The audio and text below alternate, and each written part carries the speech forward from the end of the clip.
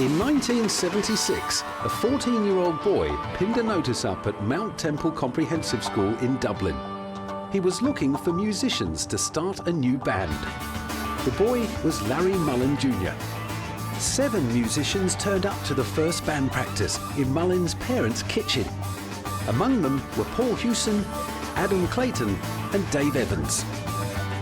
These 4 teenagers formed a band which would go on to sell more than 170 million albums worldwide and win more Grammy Awards than any other band. The band is U2, and Paul Hewson, the frontman, is Bono.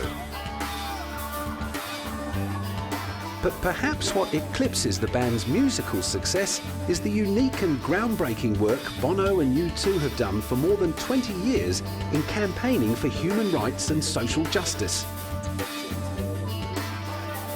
This is the story of the other side of the band. It's the story of Bono and U2's never-ending energy, drive and commitment to social causes. It's the story of a charismatic performer who takes his talents into the world of politics. And finally, it's the story of how a massively successful stadium rock act turned their success into money for the poor. Just, to use your star power for people who have no power at all, it's got to be a good thing. I mean, I'm as sick of celebrities as the next man, and I am one, I suppose, although I hate that word. But, it's ridiculous to have this thing called celebrity, but it's currency, and I want to spend mine wisely. Bono and U2 have been extremely successful in raising awareness and in changing world policies around hunger, poverty and social justice abuse. Capping the many awards and honours he has received over the years, Bono was named Time magazine Person of the Year in 2005, alongside Bill and Melinda Gates. He was not awarded the accolade for his contribution to music, but because he has used his talents to do amazing work as an ambassador and crusader for the world's poor and disadvantaged. However, the decision to bestow such an honour on a pop musician instead of other favoured contenders like Bill Clinton raised a few eyebrows. Steve Kirk, deputy managing editor of Time, admitted it was unusual to put Bono alongside the world's richest couple. Bono made it cool to care about poor people, and especially about extremely poor people. And what he did is he leveraged his own incredible celebrity to really persuade politicians around the world of rich countries to relieve the debts of poor countries, like to the tune of $40 billion. And what this did is it relieved all those poor countries of these huge debts and enabled them to spend the money on education and health and lots of other things that would have been neglected. Debt relief for African nations is only one string to Bono and U2's guitar. But what makes these talented musicians such skilled politicians? Perhaps the answer lies in the band's unique makeup. Part of what is special about U2 is the fact that they still have the same lineup as they did back in 1976. In 2006, U2 had to cancel a concert in Australia. Par for the course, perhaps, for other bands where hedonistic lifestyles can take their toll, but a very rare event for U2. But the band did not even consider replacing one of their brothers with a local musician, even though they were far from home. Well, I can't really get into the details why a family member was very ill and there was a lot of distress and angst. Good news is, I think I can announce tonight we are coming back. Looks like November, and that's a great relief to me. I didn't want to leave Australia without having that hammered down, but I'm just about that much away from being able to give you the dates. Which brings up another of the reasons U2 make such successful crusaders. They have a famously warm relationship with their fans. Reassuring the faithful that U2 would return, Bono went on to show the kind of respect and love for the band's fan base that has helped to define U2. It's only happened once before, and oddly enough, it was in Sydney, in Australia, in the late 80s. We had to postpone 3 dates. It makes you feel ill. It's against everything. It's really hard to describe how awful it feels, and we're a very close relationship with our fans base thing. It's quite a thing, the U2 thing, and I'm amazed, actually, that people have been so kind to us and on the websites, and people really don't care. They just care. Is everything going to be okay? And for those who have to travel and change travel arrangements, we're really, really, really deeply sorry.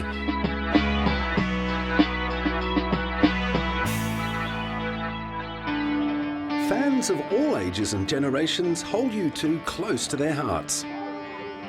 These faithful followers lined up for hours to experience the U2 Pop Mart Tour, which opened in Vegas in 1997. The biggest. These are the biggest U2 fans beyond me that I'm familiar with. Yes, big U2 fans. I think this concert has a lot to do with excess and glamour and glitz and the whole theatrics of it in Vegas. What better place than Vegas? I mean, glamour, glitz, here it is, right here. No doubt they saved up again to buy tickets to the hugely successful Vertigo World Tour in 2005. The album of that tour, All That You Can't Leave Behind, went on to win 8 Grammy Awards. What they stand for, the way they evolve, what they mean to my wife and I. We have 2 kids because of them. Thanks, guys. Because they're just really good. They make incredible spiritual songs. They've got a gift that's like no other band. U2 not only break cultural and generational borders, they also have a huge fan base amongst the glitterati, with stars like Christian Slater, Sigourney Weaver, Pamela Anderson and Tommy Lee turning out to see them play, although they probably didn't have to line up for their tickets. In 1997, U2 became the first international act to play in Bosnia after the war ended, and they didn't just play. They treated Sarajevo to a full-scale concert from their Pop Mart tour, trucking the massive stage show over mountains in 15 buses and 32 trucks. By bringing the tour to Sarajevo, Bono fulfilled a personal promise he had made to the city when he visited on New Year's Eve in 1995.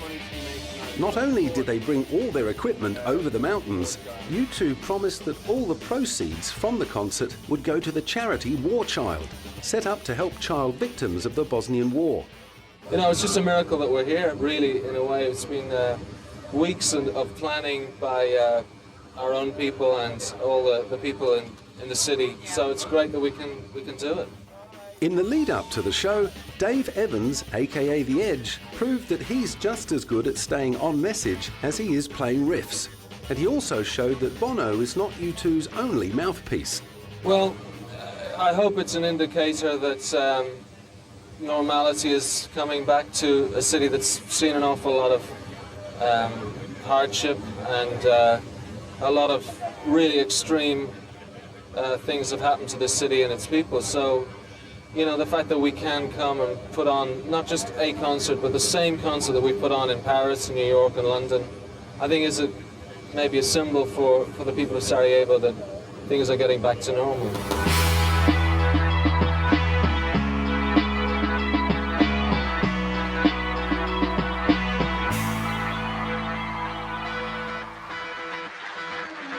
One of the reasons Bono and U2 are so adored by their fans is that they have all managed to hang on to what some critics have called the common touch. Bono refuses to take himself too seriously. Nowadays, he is never seen out without his sunglasses. His trademark signature eyewear has developed throughout his career, graduating from very dark sunglasses he sported in the early U2 days to the pale tinted lenses he favours now. More than aware that this sartorial habit could be labelled pretentious, Bono claims he wears them to protect his sensitive eyes. He admits, however, that he wears them partly for privacy and partly out of vanity, and he's turned what might be seen as an affectation into a very successful running joke. It's standard practice to bring gifts to people of power, but instead of gold, frankincense or myrrh, Bono comes bearing designer sunglasses. He's given sunglasses to presidents, prime ministers, and even the Pope. You are a great showman as well as a great holy man. That is for you. And also my glasses I give to you. While some dignitaries have been taken aback at being presented with such a strange gift, former Japanese Prime Minister Shinzo Abe played it cool. I was surprised. He gave me twice the time I was asking for. And he surprised me even further when putting on my sunglasses that I gave to him.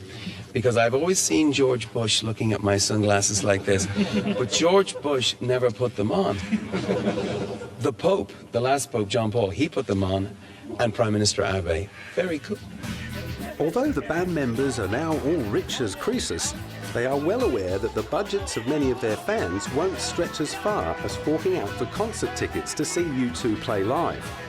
To give everyone a chance to see them up close and personal, the band commissioned a 3D concert film, which premiered at the Sundance Film Festival in 2008.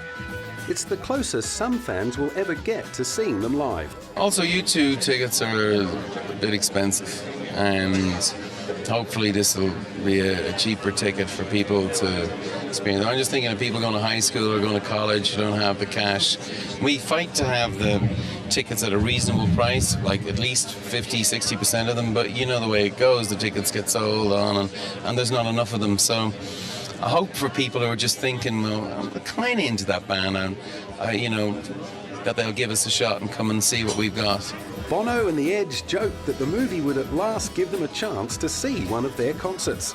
Yeah, Edge was saying he'd never seen a U2 show, and that this... I was really hoping we weren't crap after all these years.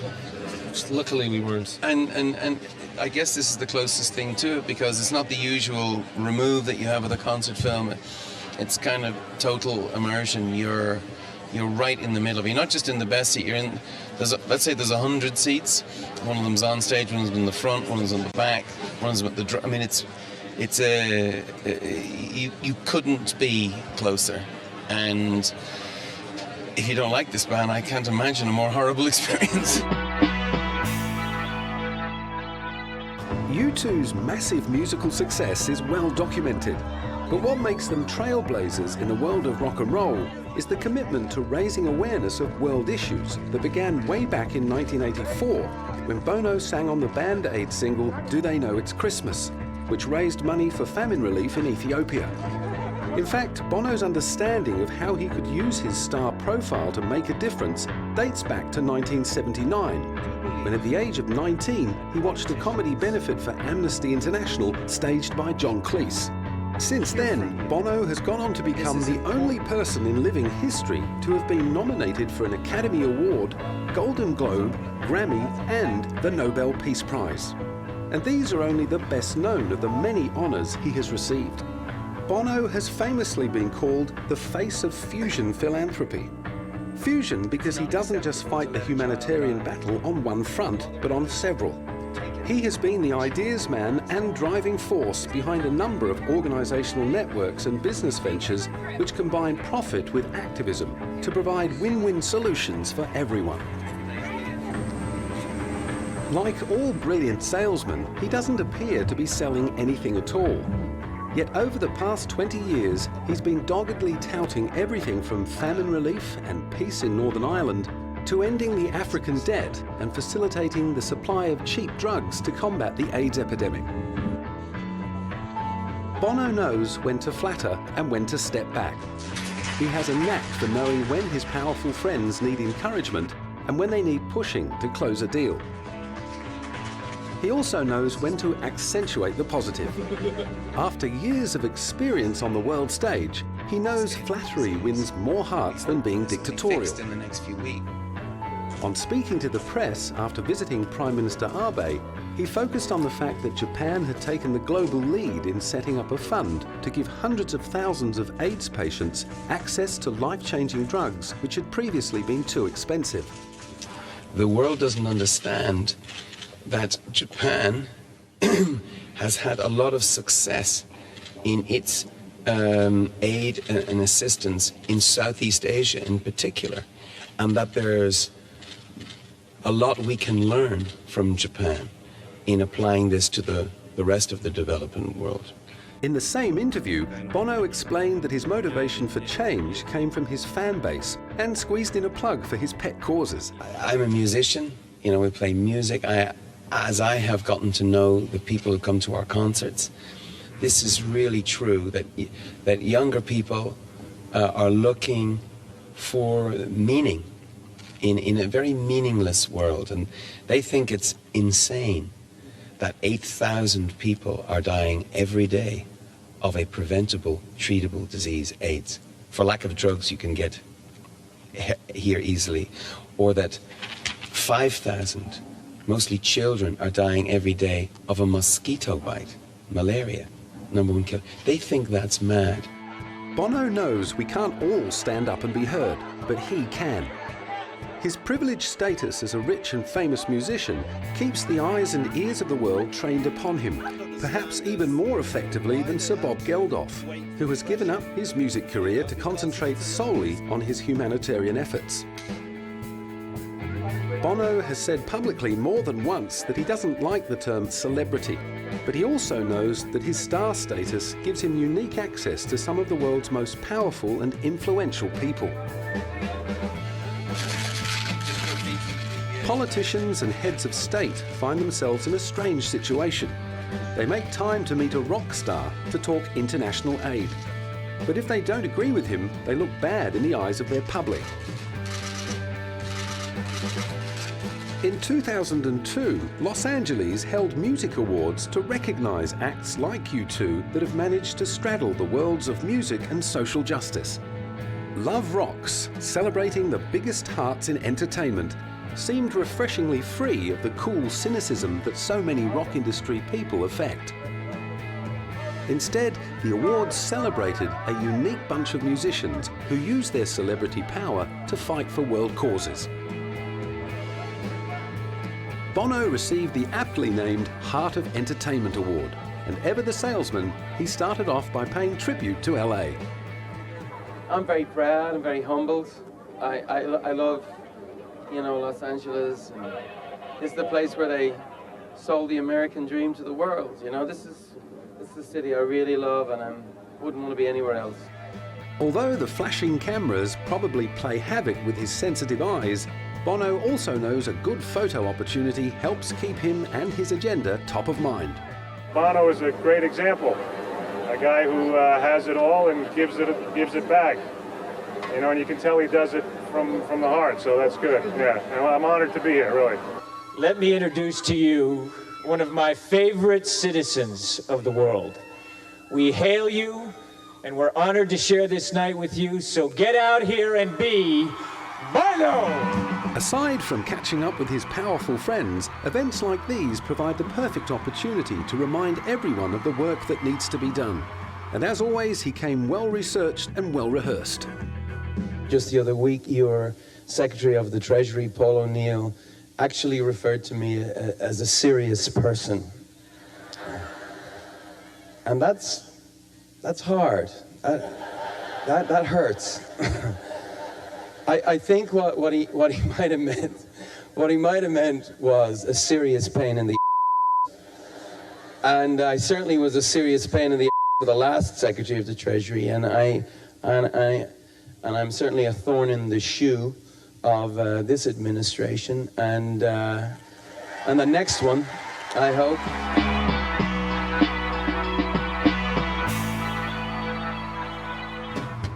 2002 was also the year that the BBC conducted a public poll to choose the 100 greatest Britons. And Bono, an Irishman, came in at number 86. No doubt he was a bit miffed that Sir Bob Geldof came in at 75. In 2005, U2 were incredibly busy touring their massive live show Vertigo. But Bono somehow found the time to campaign around the EU Leaders Summit to urge the member countries of the European Union to meet the new target of 0.7% of gross national income on development aid by 2015. This would boost aid by 20 billion euros a year from 2010. While on the surface, it may have seemed an unrealistic goal, spread between the populations of the member countries, it amounted to a cost of around 49 euros per person. Bono appeared alongside the European Commission President José Manuel Barroso to deliver his message and packed out the press room. Sick to death of dull but worthy political speeches, the media clamoured for photos and sound bites from the rock musician and even gave him a round of applause. This is a moment, this is a generation that wants to have something to be remembered for. What else in 50 years' time will we be remembered for? The internet, the war against terror, could this be the generation that actually says no to stupid poverty, to extreme poverty, to a child dying for lack of food in its belly in the 21st century? I think that's the generation I want to be remembered for, and that's what I would like to say to the finance ministers. Don't blow it. Put down your national flags, look up from the numbers, and see the future. Bono has always known that he leaves himself open to criticism, and part of that criticism centres around the sheer magnitude of the problems he is trying to solve. Many people think he's attempting the impossible, but he's always happy to take on the naysayers.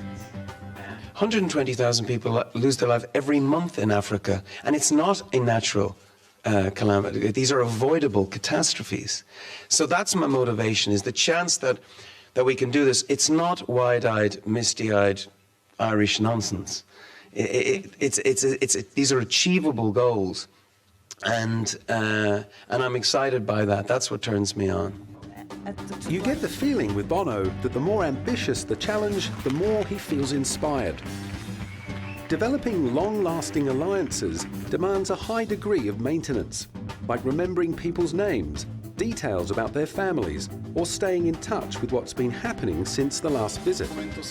Despite the fact that Bono meets umpteen people every year, he's careful to come prepared. In 2006, he returned to Chile after a long absence to accept the Pablo Neruda Order of Artistic Merit and Culture.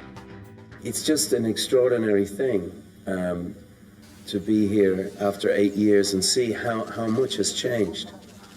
It's like a different country, and I love the old country. The old country, I was, taken by the passion of the people and the landscapes. That's where the beauty was to be found. But it seems this time that there's beauty to be found in institutions and in the justice system, and even just being on the roads. From the airport, you just felt these roads could go everywhere. And I don't want to be simple about a country that I don't know enough about. I know it's a complex country, Chile. And I know that Pablo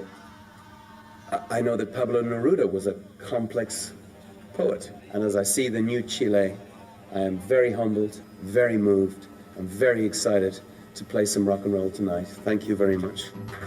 The rock and roll that Bono and U2 were looking forward to playing was in the National Stadium in Santiago de Chile.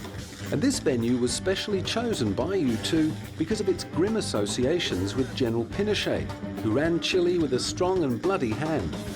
In 1973, the stadium, which should have been a rock and sport venue, became a bloodbath of detention, torture and death. U2 helped turn the space back into a centre for celebration. This kind of local knowledge detail is seen again and again as Bono and the band travel the world, trailing a huge team of dedicated managers and administrative staff who make sure everything goes off without a hitch. You can sometimes see one or two hard-working assistants scurrying around, ushering Bono in and out of rooms, making sure he's at the right place at the right time.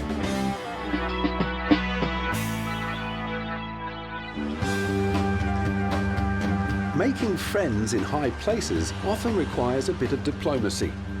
In 2002, Bono made a visit to the French President Jacques Chirac, who had just won another election with a landslide victory.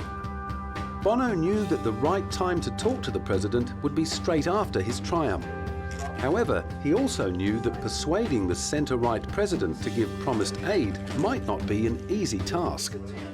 I feel that our moments, this time that we're in, will be remembered probably for three things. The war against terror, I guess the internet, and how we let an entire continent burst into flames while we stood around with watering cans. And, the scale of the response has to match the scale of the problem. He was careful not to make any grand, sweeping statements after his talk with President Chirac.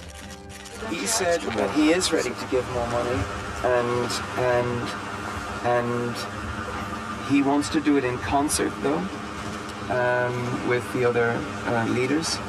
Some of them, he feels, are dragging their heels. At the moment, the United States is, as a percentage, it gives the least of all the rich countries. France has been generous, but in the last years has gone down. He promised me they would reverse that trend, and I'm very happy about that. His words found their target, and Chirac said afterwards that he found Bono a convincing and eloquent advocate for poor countries. Bono also has important friends among his peers in the world of music, film and television. He was surrounded by plenty of household names when he made this advertisement for his fellow rock star philanthropist Bob Geldof in 2005. Sir Bob certainly called on all his famous friends for the campaign, in which celebrities like Brad Pitt, Hugh Grant, Claudia Schiffer and George Clooney clicked their fingers once, with each click representing the death of a child in the world due to poverty. All of this was in aid of Geldof's campaign, Making Poverty History. The Boomtown Rats frontman first came to the fore as a rabid activist through raising money and awareness during Ethiopia's 1984-85 famine.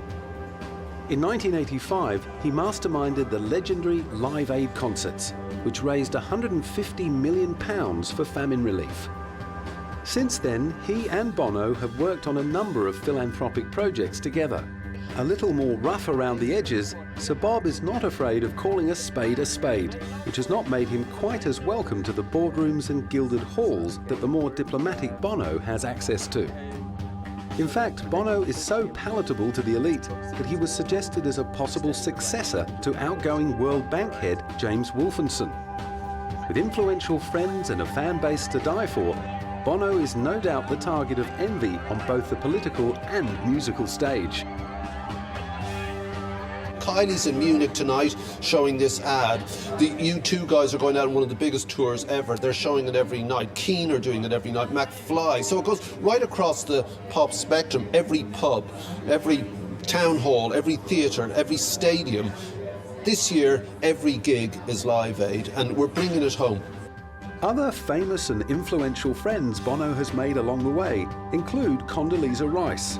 You'd think a working-class boy from Dublin would be a little overawed to find himself a guest of the US State Department, but Bono remained his usual relaxed self. He found himself in elevated company again, albeit in a more informal setting, with Annie Lennox and Nelson Mandela. As Mandela's lifetime crusade to end apartheid in South Africa has influenced the work of Bono, no doubt the singer's own charisma, energy and talent will inspire many young rockers embarking on their own careers. Just how many younger artists make the crossover into aid work is yet to be seen. But when Bono gets serious, he leaves behind any lingering ghosts of bloated, self-indulgent, ego-driven rock stars and follows in the footsteps of a long line of great political orators, which includes Martin Luther King and John F. Kennedy. This is a real moment in time where it is possible, if we want to be the first generation that says no to extreme poverty. And by extreme poverty, we mean, stupid poverty. Kids dying for lack of food in their belly in the 21st century, or whatever it is, 3,000 Africans, mostly children, dying every day of a mosquito bite. That is ridiculous. And history has a way of looking, as I said earlier, as a way of making things that looked acceptable once appear ridiculous now. This is that moment.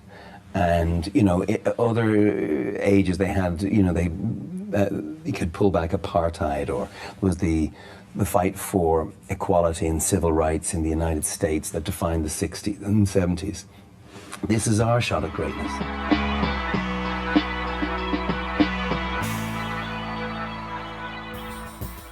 Perhaps what is most amazing about Bono and his philanthropic work is his sheer bloody-minded persistence. For over 20 years, he has been knocking on the doors of world leaders, asking them to consider his proposals. Some of these campaigns have been highly successful, others less so. But Bono keeps coming back. He knows that meaningful change can take a long time. Here is some early footage of him and other members of U2 literally getting down and dirty with Greenpeace as they protest the contamination of the local soil from the nuclear power plant at Sellafield in the UK. More recently, U2 added their support to the Yes referendum in Northern Ireland in 1998 by staging a unique concert that brought together 2,500 young Protestants and Catholics to encourage them to vote yes for the peace referendum. Having grown up with the Northern Ireland fighting right on his doorstep, this must have felt like a very personal mission. In 1999, Bono worked around his usual hectic music schedule to make sure he was in Germany to campaign hard before the G8 summit, which was the first gathering of world leaders since the end of the Kosovo War. There were a lot of vocal demonstrations on the normally quiet Cologne streets, and Bono was in the thick of it all. In a ceremony for press and public, he handed German Chancellor and summit host Gerhard Schröder a bag of petitions containing thousands of signatures to pressure the G8 leaders to agree to write off all third world debt. It's a funny old world, Chancellor, when pop stars get such attention and the ideas that we hear today promoted get so little. We delivered 17 million signatures. We represent 1 billion people. We believe history will be very hard on world leaders who might miss this opportunity. We don't believe you will. While the leaders of the richest countries in the world met with Russia about how to ease its debt, Bono joined other celebrities and members of the public to form a 70,000-person human chain around the centre of Cologne. There's no doubt it's always much more fun out on the front line, but most of the hard campaigning work, as Bono would know, is done in long and drawn-out talks behind closed doors. It must have been déjà vu for Bono when he was back in Germany in 2007 for another G8 summit, and he remembers those heady days with nostalgia. Die Welt schaut auf Deutschland. G8s in Germany are a great thing for Germany, but also for the rest of the world. 8 years ago in Cologne, people stood arm in arm, marched together, all kinds of Germans, all kinds of Europeans, and we had a breakthrough deal for the world's poor. Aware of his longevity on the public stage and the fact that he pops up all over the world like some kind of international jack-in-the-box, he jokes that everyone will soon be sick of him, but that's all part of his job. We will, myself, Herbert Grönemeyer, and other Germans, will be over the next months pain in your I'm sure. And but this is our job, and I know you respect it, and we respect yours. After Bono's promise to be a pain in the butt, what the 2007 G8 leaders actually brought back to the table fell far short of what many hoped for. Many seasoned campaigners, among them Bob Geldof, felt totally betrayed. Only 2 years earlier, at the Gleneagles conference, promises had been made to double development aid, and now it was clear that the powers that be had reneged. What happened over the last 2 days was bollocks. The climate success, it's not my expertise, but are you joking me? That they will seriously consider the European position, that's a triumph.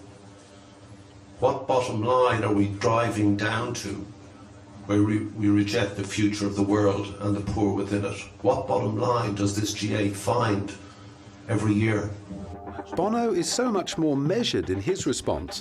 Perhaps they have some sort of backstage agreement to play good cop, bad cop. Or maybe it is simply that Bono has learnt that patience and tact are among some of the most important skills of a serious campaigner. especially one who intends to last the distance. It's a maze. This labyrinthine language is a maze that's deliberate. We're supposed to get lost in this maze. Our movement of people that were gathered here in various different stripes and colours, we don't all agree on everything. But this maze is designed to lose us, but we are not lost. They are lost. The G8 are lost. So often, campaigning is just hard work with no visible results. Sitting down to endless meetings, shuffling papers, toting up figures, arguing over promises made and not fulfilled, and shaking hands until your hand aches. It must be thrilling to get out of the boardroom and away from all the statistics and glum public servant faces and finally see some results of all this hard work. In 2006, Bono got out of the office to visit Rwanda. The stop was part of a tour across 6 African states to see how his campaign for debt relief was working on the ground and in the villages of ordinary African people. In Rwanda, he met with health officials to hear about their response to the AIDS pandemic. He was clearly happy with the progress that is being made. It's very, very, very, very exciting and almost overwhelming to see the work come home as it has here in Rwanda. Our work, meaning getting out on the streets, making your case for you to people who are a little deaf to your needs. Sometimes their hearts are open, but their wallets are closed. We work to achieve open hearts, open minds, and open wallets. He just doesn't like ugly. Famous friends held close is one side of the Bono success story. But he's called the face of fusion philanthropy precisely because he fights the war across a number of fronts. One of those fronts is his organisation of commercial enterprises which combine profit-making with humanitarian relief. In other words, he gets into bed with big business in order to sell us products. Some of the profits from those sales go to the causes that he champions. It's a model that keeps everyone happy. One such project is RED. In 2006, he joined forces with Bobby Shriver, the nephew of former US President John F. Kennedy, and with the assistance of talk show queen Oprah Winfrey, he launched RED in the American marketplace. Bono and Shriver teamed up with 4 global corporations, Motorola, Gap, Giorgio Armani and Converse, to launch a new product range. A percentage of the profits from these products, labelled and coloured red, go to a fund used to fight AIDS. In the UK, American Express also joined in with a special red credit card.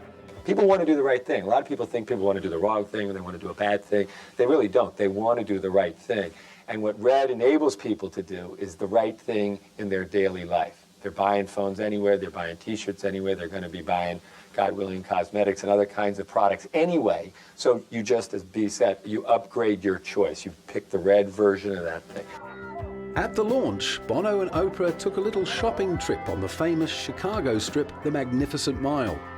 The cameras and fans were all lined up, because as Bono and his colleagues know, the only way to get the message through is to make sure the revolution is televised. And what better way to encourage the public to open up its wallet than to have 2 high-profile trendsetters buy and use the merchandise? You know, what's great about RED is I'm not asking you to give money or write a check for charity. I'm asking you to buy RED products, and the companies who make those products will be writing a check to charity.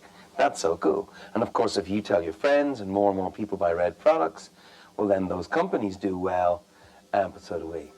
RED products went on sale first in Britain and raised around $10 million before Bono and Shriver took the products to America. Bono, always optimistic, counted on the fact that ordinary Americans wanted to do their bit to help fight and prevent AIDS in the developing world. We must demonstrate to the wider world in America that we are good people, we've got good values, and we're not going to let 6,500 Africans die every day of a preventable, treatable disease. We're not going to do it. It's not American, it's not Irish, it's not English, it's not acceptable. We've got the drugs, let's get them the drugs. In the UK, even phone calls on special red phones raised money for the AIDS Global Fund.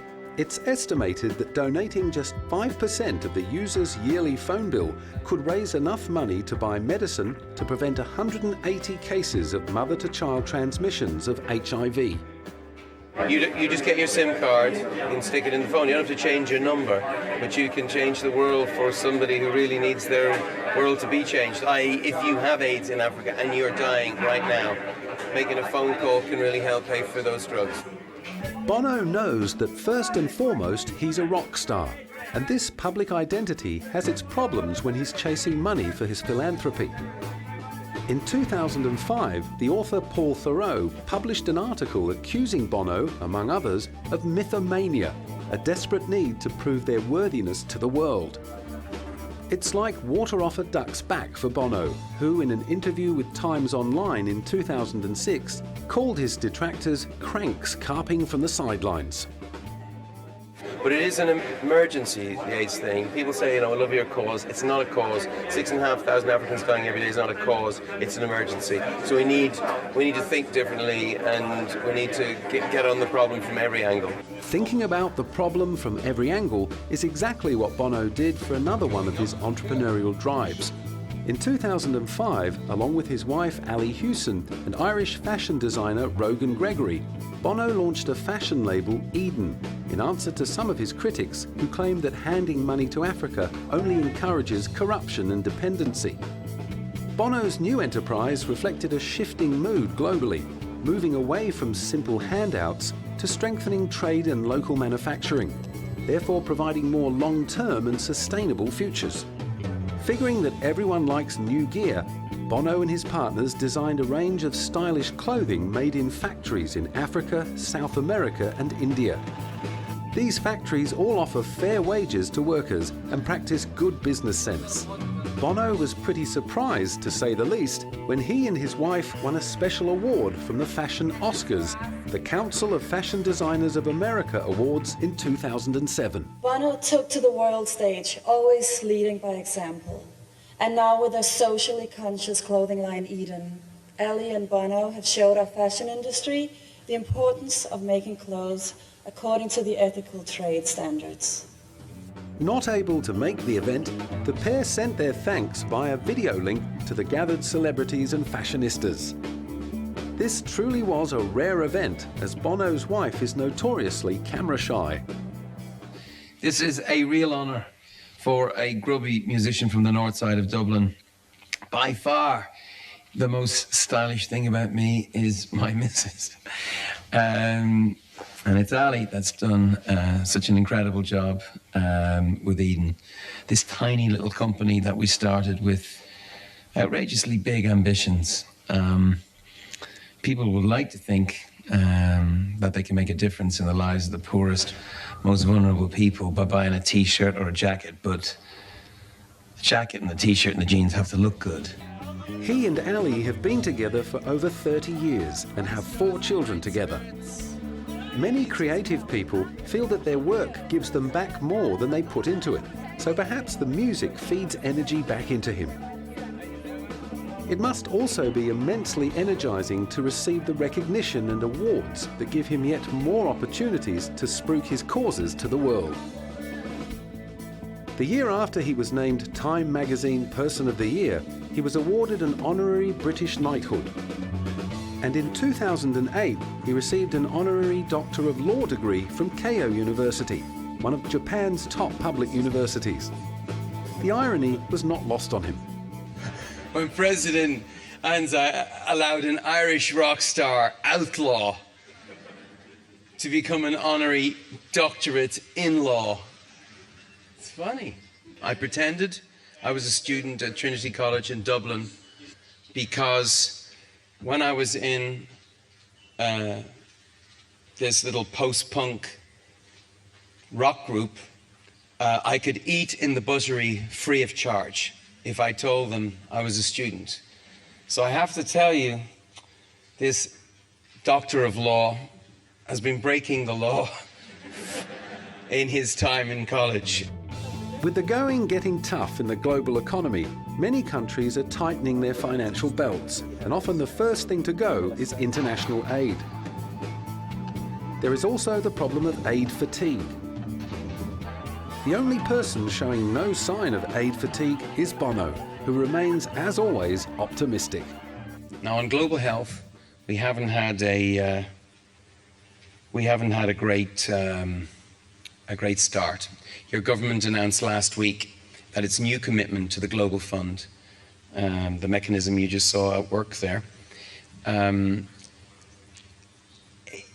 we were disappointed. The announcement was neither clear nor ambitious enough, given the scale of the disease. We hope that this will be fixed in the next few weeks. In the same visit, Bono took the opportunity to get out of the rarefied political air and get down and dirty with his fans, to take on the kind of grassroots campaigning that he enjoys the most. These occasions give him a chance to get his message across to a new generation that will see their world go through incredible changes. And if Bono and U2 have their way, it will come out a much better place.